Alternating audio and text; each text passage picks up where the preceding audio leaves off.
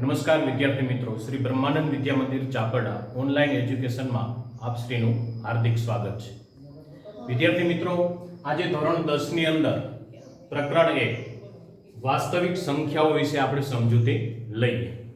હવે ધોરણ 10 ની અંદર જ્યારે આપણે શરૂઆત કરીએ પ્રકરણની અંદર, ત્યારે આપણી પાસે થોડું સામાન્ય સમજૂતી આપણી પાસે હોવી જોઈએ. તો વિદ્યાર્થી મિત્રો, વિષય ગણિતની અંદર સર્વપ્રથમ તમે બેઝિક પાયાને આપણે અગાઉથી પણ સમજી લીધો છે. હવે ફરીથી આપણે જ્યારે પ્રકરણની શરૂઆત કરવા જઈ રહ્યા છીએ ત્યારે પ્રકરણની અંદર કેવા પ્રકારની વસ્તુઓનો આપણે સમાવેશ થાય છે એની વિશે આપણે વાત કરીએ. તો પ્રથમ આવે છે પ્રાકૃતિક સંખ્યા. પ્રાકૃતિક સંખ્યા સંજ્ઞા n તરીકે આપણે એને ઓળખીએ છીએ. પ્રાકૃતિક સંખ્યા એટલે 1 થી લઈ અને અનંત સુધીની સંખ્યા. 1 2 3 4 ડેશ ડેશ ડેશ એમ અનંત સુધી પ્રાકૃતિક સંખ્યાઓનો સમાવેશ થાય છે. હવે પૂર્ણ સંખ્યાઓ વિશે પણ આપણે સમજૂતી લઈએ, જેને આપણે સંજ્ઞા સ્વરૂપ W તરીકે ઓળખીએ છીએ. તો પૂર્ણ સંખ્યા કોને કહેવાય? તો કે એ પણ અનંત સુધીની જ સંખ્યા છે, પણ એમની શરૂઆત 0 થી થાય છે. એટલે કે 0 1 2 3 એમ અનંત સુધી આપણે પૂર્ણ સંખ્યાઓનો સમાવેશ થાય છે. હવે પૂર્ણાંકોના સમૂહ વિશે આપણે સમજૂતી લઈએ. તો પૂર્ણાંકોના સમૂહની અંદર i અથવા z આપણે એમના સંજ્ઞા સ્વરૂપ તરીકે આપણે આપીએ છીએ. તો એની અંદર બે પ્રકારની સંખ્યાઓનો સમાવેશ થાય છે, ઋણ અને ધન. એટલે કે -2 -1 0 1 2 ડેશ ડેશ ડેશ એમ અનંત સુધી આગળ અને અનંત સુધી પાછળ એમ બંને ભાગમાં ઋણ અને ધનનો સમાવેશ પૂર્ણાંકોના સમૂહની અંદર કરવામાં આવે છે. ત્યાર પછી આપણે અભ્યાસક્રમની અંદર આગળ સમજશું યુગ્મ સંખ્યા.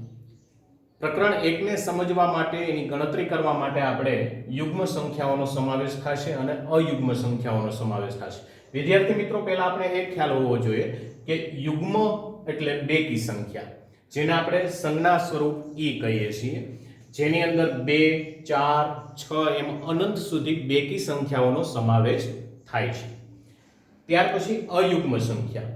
અયુગ્મ સંખ્યા એટલે કે એકી સંખ્યા, જેને આપણે સંજ્ઞા સ્વરૂપ o કહીએ છીએ, જેની અંદર 1 3 5 એમ અનંત સુધી એ સંખ્યાઓનો સમાવેશ થાય છે, પરંતુ એ બધી સંખ્યાઓ એકી છે. તો વિદ્યાર્થી મિત્રો, તમને ખ્યાલ આવ્યો હશે કે યુગ્મ એટલે બેકી સંખ્યા અને અયુગ્મ એટલે એકી સંખ્યા.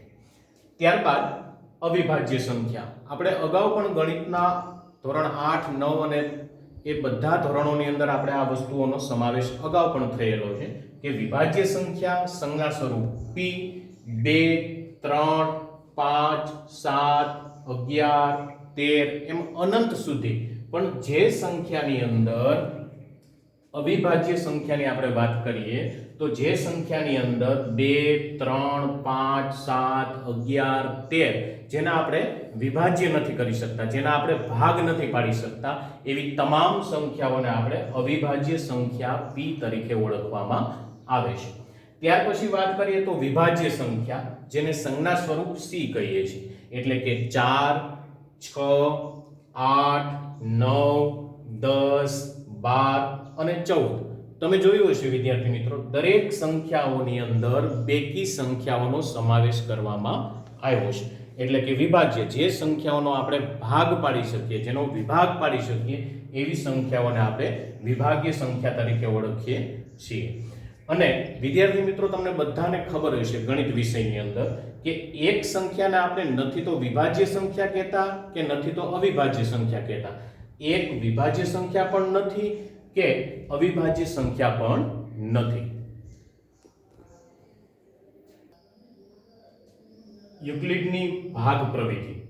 પ્રકરણ નંબર 1 ની અંદર આપણે યુક્લિડના અલગ અલગ પ્રકારના બધાનો અભ્યાસ કરવાનો છે. યુક્લિડે જે પ્રકારે એમના પ્રમેયો આપણે સમજાવ્યા છે, એ પ્રમેયોનો ઉપયોગ કરી અને એના પ્રશ્નોને આપણે સાબિત કરવાના છે અને અલગ અલગ પ્રકારે એમની ગણતરીઓ કરવાની છે. જેમ કે સરળ ભાષામાં કહીએ તો કોઈ પણ ધન પૂર્ણાંક એને બીજા કોઈ પણ ધન પૂર્ણાંક b વડે ભાંગવામાં આવે તો અનઋણ શેષ r વધે છે અને જે b કરતા નાની હોય છે. તો યુક્લિડની ભાગ પ્રવૃત્તિનો આ એક નિયમ બતાવવામાં આવ્યો છે કે કોઈ પણ ધન પૂર્ણાંક સંખ્યા, એ ધન પૂર્ણાંક સંખ્યા એને એ સ્વરૂપ આપવામાં આવ્યું છે કે એને બીજા કોઈ ધન પૂર્ણાંક b વડે ભાંગવામાં આવે. જોજો, બંને ધન પૂર્ણાંક સંખ્યાઓની અહીંયા વાત કરવામાં આવી છે. આવે તો અનઋણ શેષ, મતલબ કે ઋણ ન હોય તેવી, અનઋણ, બરાબર, જેની અંદર ઋણ વાળી વાત કરવામાં આવી નથી, અનઋણ શેષ r વધે અને b કરતા નાની હોય, મતલબ કે b સંખ્યા કરતા એ અનઋણ સંખ્યા જે છે એ આપણને નાની મળે. આ પ્રકારે એમની ભાગ પ્રવૃત્તિ બતાવવામાં આવી છે. એ ઉપરાંત અંકગણિતના મૂળભૂત પ્રમેયની પણ આયા વાત કરવામાં આવી છે કે ધોરણ 9 ની અંદર તમે અગાઉ અભ્યાસ કર્યો એ અભ્યાસ મુજબ કે ધોરણ 9 માં વર્ગમૂળ 2, વર્ગમૂળ 3 અને વર્ગમૂળ 5 જેવી ઘણી બધી સંખ્યાઓ અસમય સાબિત કરવા માટે પણ આ પ્રમેયનો ઉપયોગ કરવામાં આ પ્રકરણની અંદર સમાવેશ કરવામાં આવ્યો છે. હવે યુક્લિડનું ભાગાકારનું પૂર્વ પ્રમેય વિશે આપણે સમજૂતી લઈએ પ્રકરણ 1 માટે. તો યુક્લિડનું ભાગાકારનું પૂર્વ પ્રમેય કંઈક એવી વસ્તુ બતાવે છે કે જેથી કરીને આપણે દાખલાની ગણતરીઓને સાબિત કરી શકીએ. જે પૂર્વ ધોરણ 5, 6, 7, 8 ની અંદર પણ આપણે આ વસ્તુઓનો અભ્યાસ કર્યો છે. ભાગાકારની ગણતરીને ધ્યાનમાં રાખી અને એની ગણતરી મુજબ આપણે આ પ્રશ્નોને સાબિત કરવા માટે આ પ્રમેયોનો ઉપયોગ થાય છે. એટલે કે યુક્લિડનું ભાગાકારનું પૂર્વ પ્રમેય આપેલ ધન પૂર્ણાંકો, કોઈ પણ ધન પૂર્ણાંક સંખ્યાઓ તમને આપેલી હોય a અને b ને સંગત અનન્ય અનઋણ પૂર્ણાંકો, જેવા ઋણ ન હોય તેવા પૂર્ણાંકોને q અને r એવા મળે કે જેથી એક સૂત્રનું નિર્માણ થાય કે જે પૂર્વ પ્રમેય મુજબ આપણે, પૂર્વ ભાગાકારની પદ્ધતિ મુજબ આપણે આની ગણતરીઓ કરી શકાય. એટલે કે a બરાબર bq પ્લસ r. આ અતિ મહત્વનું સૂત્ર ગણવામાં આવે છે. કોઈ પણ સાબિત કરવા માટે, એને સમજવા માટે આ સૂત્ર આપણા માટે પ્રકરણ 1 ની અંદર અતિ મહત્વનું બની રહેશે. એટલે કે a બરાબર bq પ્લસ r. 0 થી મોટી સંખ્યા r અને b થી નાની સંખ્યા r નો સમાવેશ કરવામાં આવશે. r તરીકે એવી સંખ્યાઓનો ઉપયોગ કરવો કે જે 0 થી મોટી અને b કરતા નાની. મિત્રો, આપણે એ પણ સમજી લઈએ કે q એ ભાગાકાર સ્વરૂપમાં ભાગફળ દર્શાવે છે અને r એ શેષ દર્શાવે છે. એટલે ભાગાકારના સૂત્રને ધ્યાનમાં રાખી અને a બરાબર bq પ્લસ r એ ભાગાકારના પૂર્વ પ્રમેયનું સૂત્ર બતાવવામાં આવ્યું છે. હવે વિદ્યાર્થી મિત્રો, b વિશે સમજૂતી લઈએ તો b ની કિંમતને અનુરૂપ એની કિંમત નીચેના પૈકી કોઈ પણ સ્વરૂપમાં લઈ શકાય. એટલે કે નંબર 1 2k અથવા 2k પ્લસ 1. આ સાબિતી માટે ખૂબ જ અત્યંત રીતના મહત્વનું દર્શાવવામાં આવ્યું છે. 3k અથવા 3k પ્લસ 1 અથવા 3k પ્લસ 2.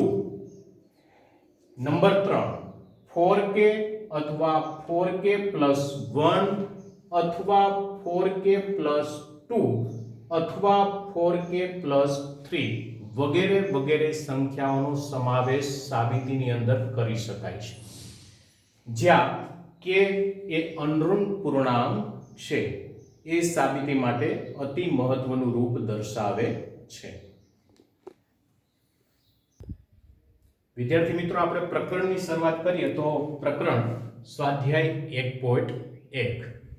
હવે આપણે અત્યારે જે વાત કરી, તમે અગાઉ પણ થિયરીની સમજૂતી લીધી. એ સમજૂતી યુક્લિડની ભાગ પ્રવૃત્તિનો ઉપયોગ કરી અને ગુરુત્તમ સામાન્ય અવયવ શોધવાની પદ્ધતિ હતી. હવે વિદ્યાર્થી મિત્રો, આને આપણે કઈ રીતના ગણતરી કરવી એની આપણે સમજૂતી લઈએ. સર્વપ્રથમ 225 થી નાની સંખ્યા 135 બતાવવામાં આવી છે. રકમ નંબર 1 જે આપવામાં આવી છે એ રકમ આ પ્રકારે આપવામાં આવી છે. એટલે કે પ્રશ્ન નંબર 1 225 અને 135. હવે સર્વપ્રથમ તમારે આ ગણતરી કરતી વખતે એ મુદ્દાને ધ્યાનમાં રાખવાનો છે કે આપેલ બંને સંખ્યાઓમાંથી કઈ સંખ્યા નાની છે અને કઈ સંખ્યા મોટી છે. એટલે કે 225 અને 135 માંથી 225 એ મોટી સંખ્યા છે અને 135 એ નાની સંખ્યા છે. તો આ પ્રવૃત્તિની ગણતરી કરતા પહેલા તમારે બંને સંખ્યાઓમાંથી કઈ નાની અને કઈ મોટી સંખ્યા છે એ નક્કી કરી લેવાનું. ત્યારબાદ જે મોટી સંખ્યા છે એને તમારે પ્રથમ સ્ટેપમાં મૂકવાની, એટલે કે 225. હવે એ 225 ના એવા ભાગ પાડવાના કે જેથી કરી અને તમે આખી ભાગ પ્રવૃત્તિનો ઉપયોગ કરી અને અંતિમ તમને શેષ અને ગુરુત્તમ સામાન્ય અવયવ પ્રાપ્ત થાય. એટલે કે 225. હવે એની સાથે જે નાની સંખ્યા છે એ નાની સંખ્યા 135. 135 ની ગણતરી કરવાની. 135 ગુણ્યા 1 કરશું તો 135 આવશે, પરંતુ 135 ગુણ્યા 2 કરશું તો એ સંખ્યા 225 કરતા વધી જશે. વિદ્યાર્થી મિત્રો, સંખ્યા 225 કરતા વધવી જોઈએ નહીં. એટલે કે 135 ગુણ્યા 1, અહીં 135 ગુણ્યા 1 કરશો એટલે જવાબ આવશે 135. હવે 135 જે સંખ્યા છે એની અંદર કેટલા ઉમેરીએ તો આપણે 225 મળે એ વસ્તુને આપણે અહીંયા ગણતરીમાં લેવાની. તો વિદ્યાર્થી મિત્રો, 135 પ્લસ 90 સંખ્યા આપણે એની અંદર ઉમેરશું. તો 135 ની અંદર સંખ્યા 90 એડ કરીએ તો આપણી પાસે સંખ્યા મળશે 225. તો વિદ્યાર્થી મિત્રો, તમે બહુ સરળતાથી આ વસ્તુને સમજવાનો પ્રયત્ન કરજો કે 225 બરાબર 135 ગુણ્યા 1 એટલે 135 પ્લસ એડ કરો અંદર 90 એટલે બનશે 225. આ આખી પ્રવૃત્તિની સિસ્ટમ તમારા મગજની અંદર તમારે ઉતારવાની છે. હવે વિદ્યાર્થી મિત્રો, ટોટલ 225 આપણી પાસે સંખ્યા આવી ગઈ. હવે આપણી પાસે જે પ્રથમ સંખ્યા છે 135 ભાગની, એ સંખ્યાને આપણે સ્ટેપમાં લેવાના. 135 બરાબર લાસ્ટ સંખ્યા જે આપેલી છે આપણે જે એડ કરેલી છે એ સંખ્યા છે 90. તો 90 થી આપણે એમની ગણતરી કરવાની. 90 ગુણ્યા 1 એટલે 90 ગુણ્યા 1 કરશો એટલે 90 એકુ 90. 90 ગુણ્યા 2 કરશો તો 9 દુ 18, 180.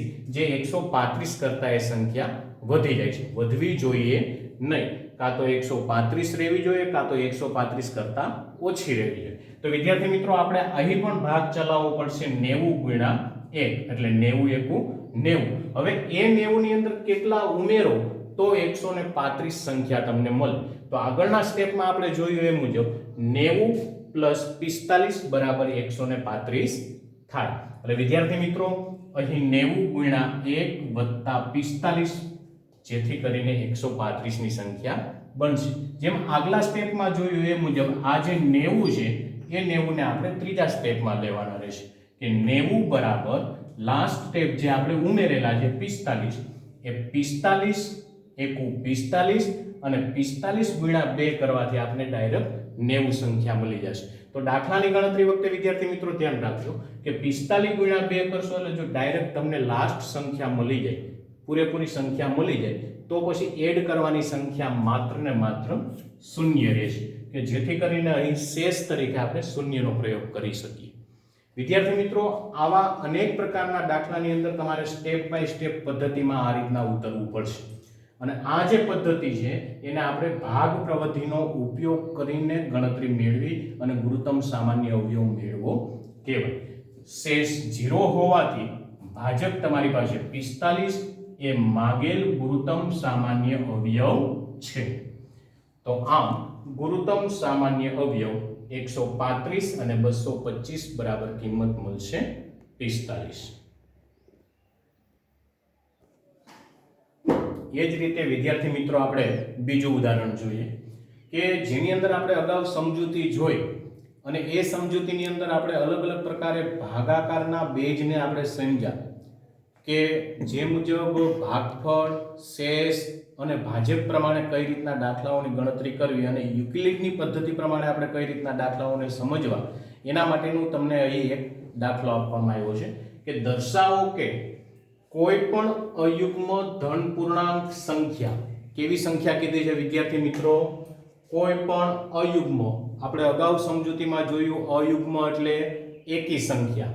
કોઈ પણ અયુગ્મ ધન પૂર્ણાંક જે ઋણ ન હોય તેવી સંખ્યા કોઈ પૂર્ણાંક q માટે